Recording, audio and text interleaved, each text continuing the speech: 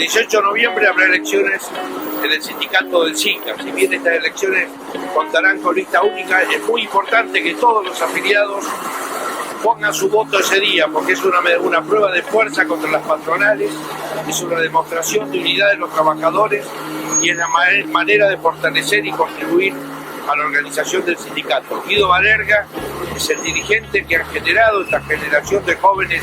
trabajadores de la industria del cine,